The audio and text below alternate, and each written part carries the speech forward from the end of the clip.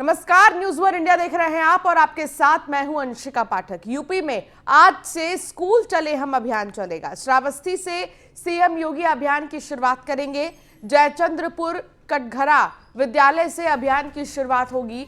ग्राम प्रधानों और शिक्षकों को सीएम योगी सम्मानित करेंगे। जिले में 300 विद्यालयों का शिलान्यास करेंगे मुख्यमंत्री। बेसिक शिक्षा मंत्री संदीप सिंह भी सीएम के साथ मौजूद रहेंगे। तो बेसिक शिक्षा मंत्री संदीप सिंह भी सीएम के साथ मौजूद रहेंगे। जिले में 300 विद्यालयों का शिलान्यास करेंगे मुख्यमंत्री। अश्विनी द्विवेदी हमारे संवाददाता हमारे साथ जुड़ गए हैं ज्यादा जानकारी के साथ। अश्विनी, स्कूल चले हम अभियान की शुरुआत आज करेंगे मुख्यमंत्री योगी आदित्यनाथ श्रावस्ती से। सबसे पहले तो स्कूल चले हम अभियान का उद्देश्य क्या है?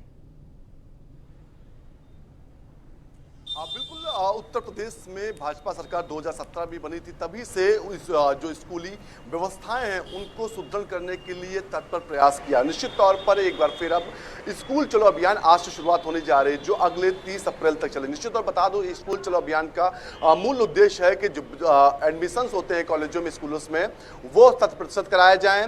जो प्रधानाध्यापक बेहतर व्यवस्थाएं जो बेहतर शिक्षा की व्यवस्थाएं कराएगा स्कूल में, उनको सम्मानित किया जाएगा। स्कूल चलो अभियान के तहत हर बच्चे को शिक्षा का अधिकार जो है उसका अधिकार प्राप्त कराने के लिए आज मुख्यमंत्री एक भव्य कार्यक्रम के माध्यम से इस कार्यक्रम का आगाज करने जा रहे हैं। उन जिलों पर ज्यादा फोकस किया जाएगा जहां पर शिक्षा साक्षरता दर अभी कम है। वहां पर जो बच्चे हैं उनको घरों से ला करके, उनके अभिभावकों को कन्विंस करके एडमिशन स्कूलों में कराया जाएगा। निश्चित तौर पर इसके लिए जो शिक्षक होंगे, जो अध्यापक होंगे, उनको बाकायदा कहा गया है कि आप लोग अगर बेहतर काम करेंगे तो मुख्यमंत्री और उत्तर प्रदेश सरकार की ओर से आपको सम्मानित किया जाएगा। निश्चित तौर पर अगर बात करें, श्रावस्ती से आज इसका शुभारंभ होना है। साथ ही साथ मुख्यमंत्री ने तमाम जो विधायक हैं, मंत्री हैं, सांसद हैं, उनसे भी कहा है कि एक स्कूल आप गोद लीजिए और उसका कायाकल्प कीजिए, उसमें जो व्यवस्थाएं हैं उनको सुदृढ़ कराइए।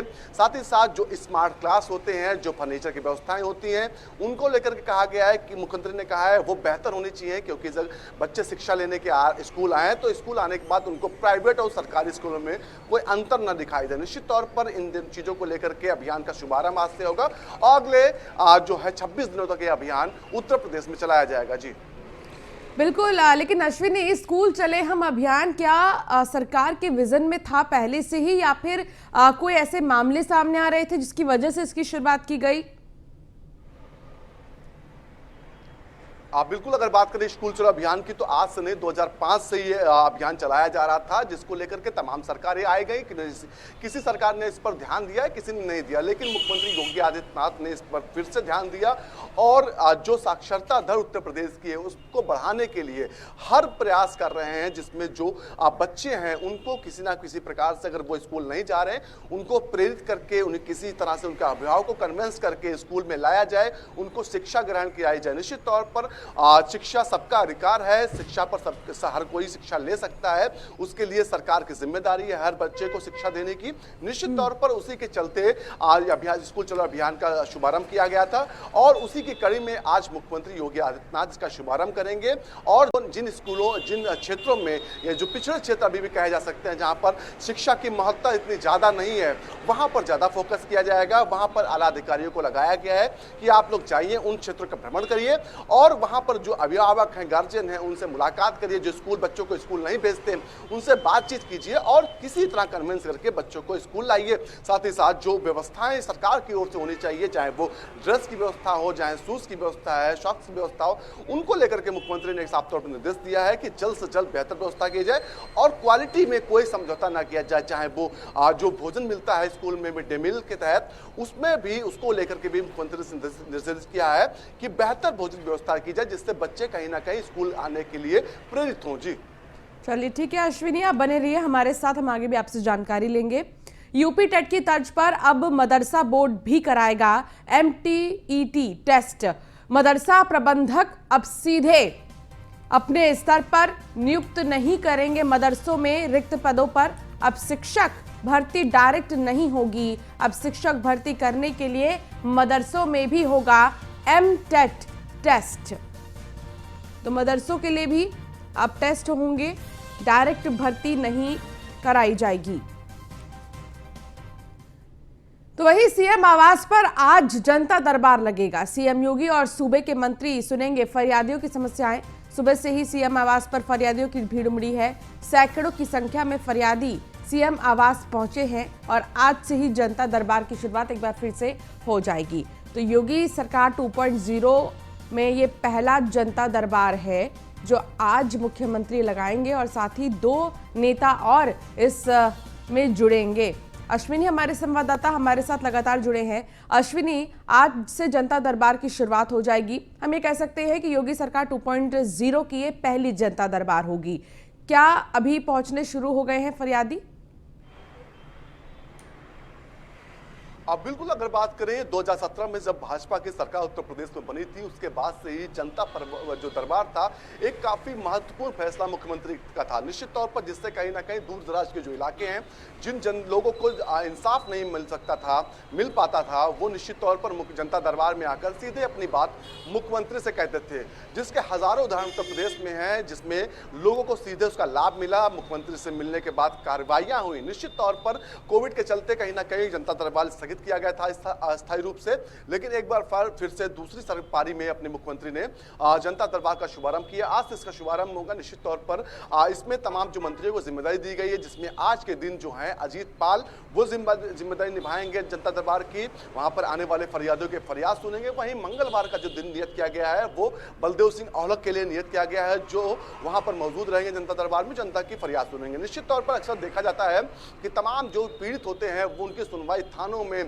तहसील पे, जिले पर नहीं होती, जिसके बाद वो लखनऊ का रुख करते हैं। और लखनऊ में आने के बाद होता था कि यहां पर भी कोई सुनवाई नहीं होती थी, लेकिन मुख्यमंत्री ने एक बड़ा ऑप्शन दिया, बड़ा प्रयोग किया जनता को लेकर के कि सीधे आप आइए, हमसे मिलिए और अपनी समस्या बताइए, उसका निस्तारण पाइए। निश्चित तौर पर तमाम उत्तर प्रदेश के तमाम जो जिले हैं वहां से सैकड़ों लोग लखनऊ पहुंच रहे हैं और सीधे अपनी शिकायतें जो हैं मुख्यमंत्री से बताएंगे, पीड़ित जो पीड़ा है उनकी वो बताएंगे।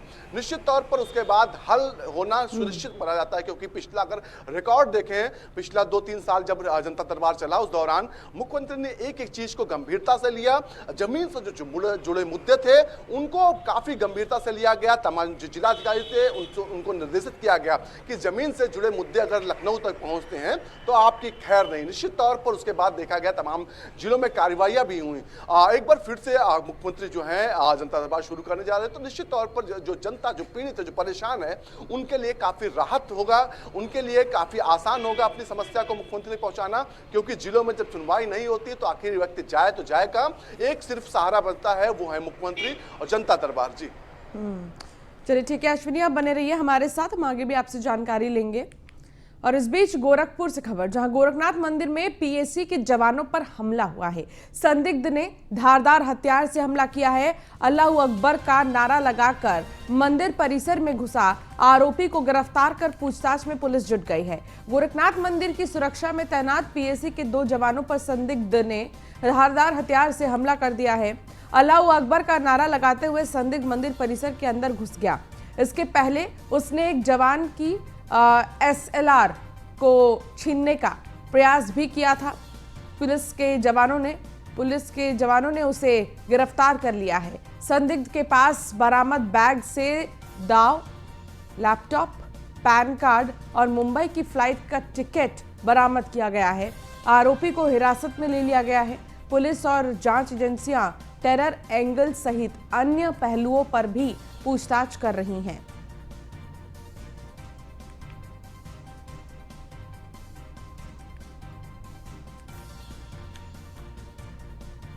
ऐसे पीएससी वाले सब कल बैठे थे, वो अकस्मात आ गया उधर से।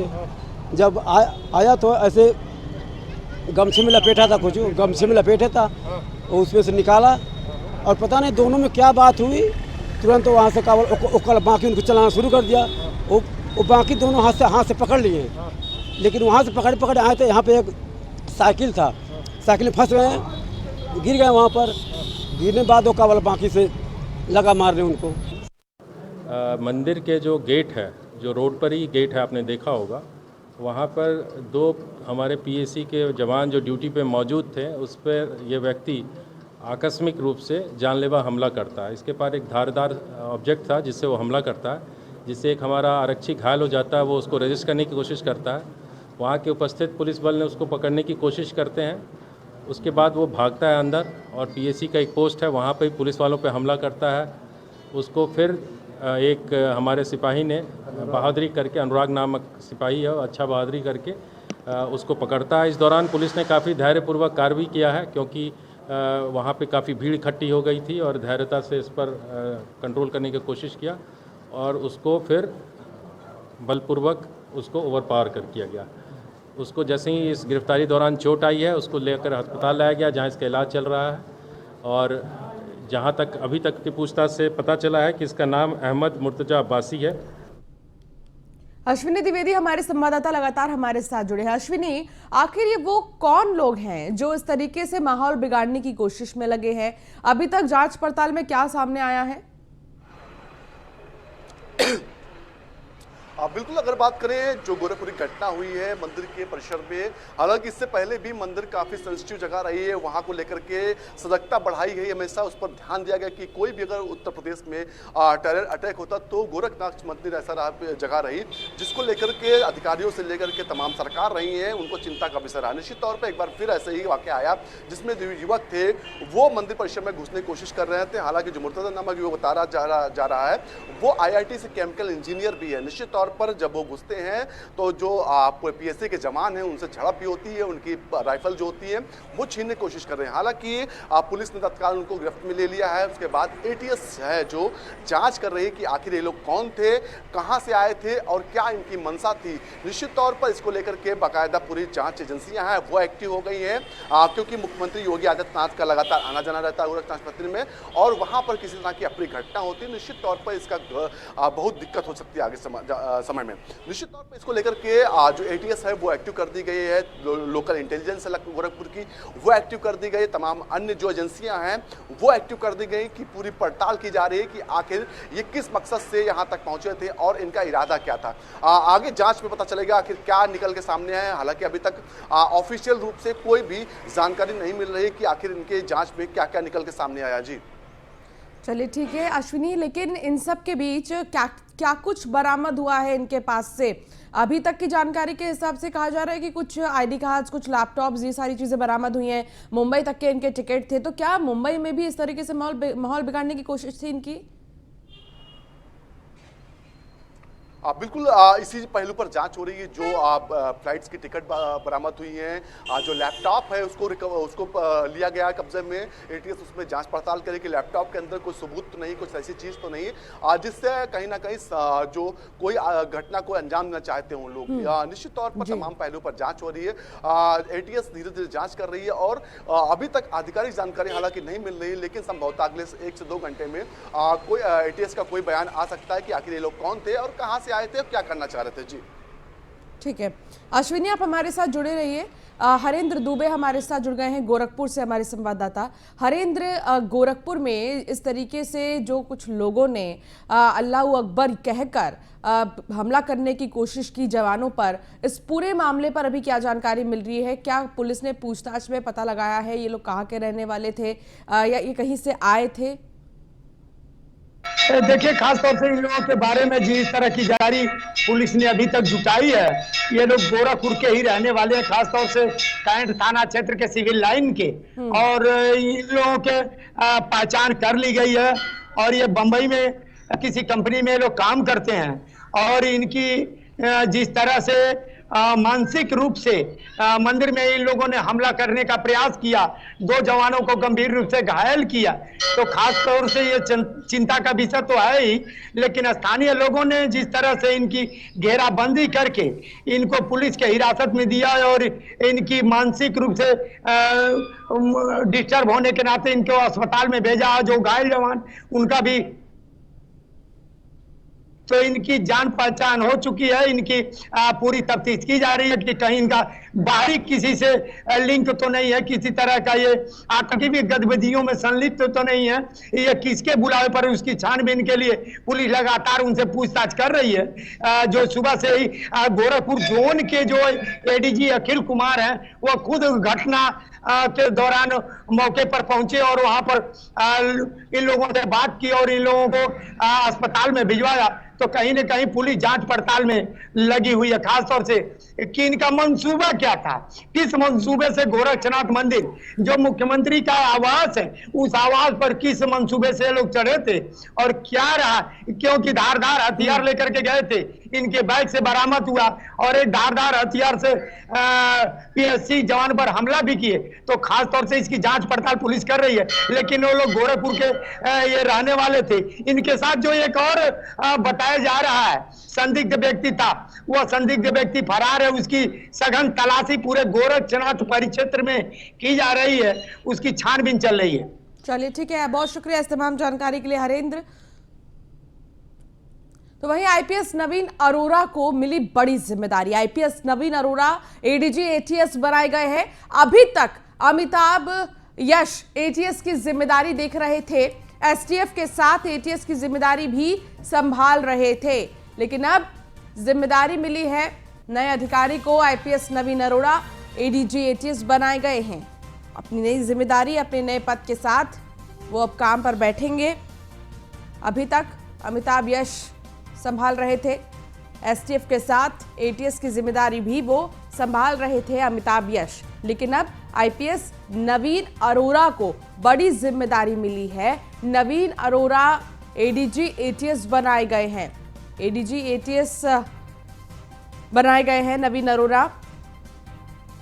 अभी तक अमिताभ यश एटीएस की जिम्मेदारी देख रहे थे। एसके वाजपेयी हमारे साथ जुड़ गए हैं, हमारे संवाददाता। एसके वाजपेयी, नवीन अरोड़ा को नई जिम्मेदारी मिली है और बहुत बड़ी जिम्मेदारी मिली है, हम ये कह सकते हैं। और फिलहाल अगर उनके प्रोफाइल के बारे में थोड़ा सा समझा जाए तो क्या कुछ बातें आती है सामने?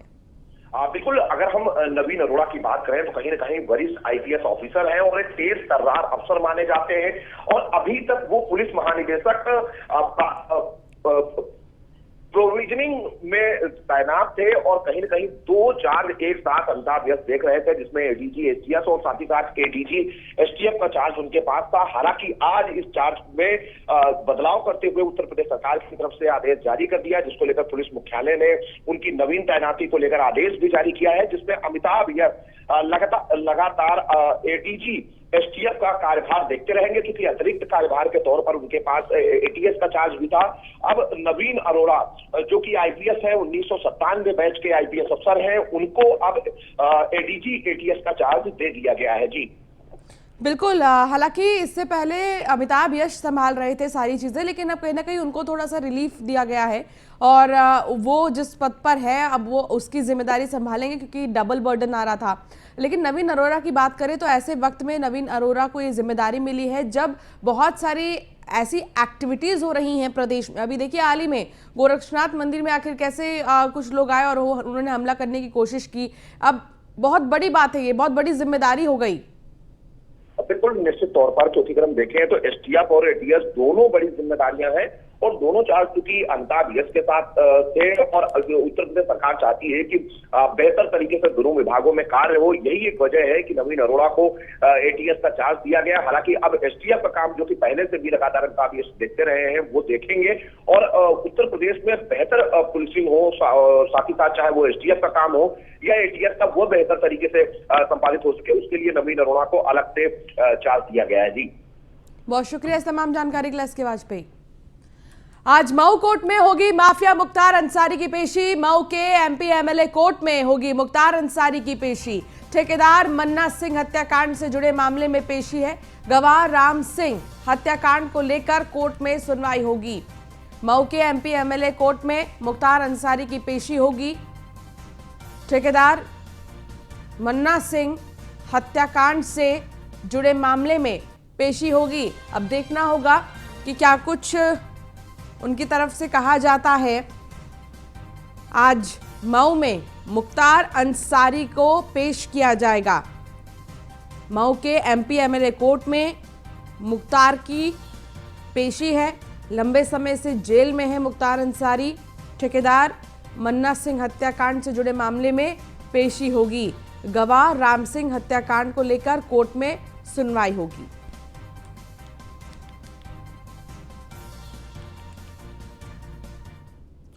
गोरखपुर में कारोबारी मनीष गुप्ता की हत्याकांड का मामला दिल्ली की सीबीआई कोर्ट में मामले की सुनवाई होगी। सीबीआई ने लखनऊ की विशेष अदालत में आरोप पत्र दाखिल किया था। सीबीआई ने आरोप पत्र में सभी 6 पुलिसकर्मियों को दोषी माना है। सुप्रीम कोर्ट के आदेश के बाद मामले का ट्रांसफर दिल्ली हुआ था। तो सीबीआई ने लखनऊ की विशेष अदालत में आरोप पत्र दाखिल किया है। आरोप पत्र में सभी 6 पुलिसकर्मियों को दोषी माना गया है। बता दें कि बहुत ही ज्यादा संवेदनशील यह मामला था और इसमें तमाम आरोप और प्रत्यारोप भी हुए, लेकिन इन सब के बीच आज महत्वपूर्ण दिन है।